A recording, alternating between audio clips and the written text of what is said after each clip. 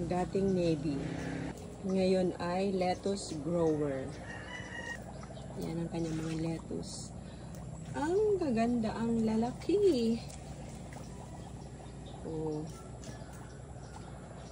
So, katapusan pa ito i-harvest. Pero ganyan na sila ka lalaki at katataba. Oh. Already lettuce. Ito yung mga susunod na harvest sa January. January 11 na, January 11. Saka sunod-sunod na siya. Sunod-sunod na. Super ganda ng mga Olmette lettuce. May isang pechay dito, oh. Nag-iisa. Ganyan siya kalaki, oh. You know?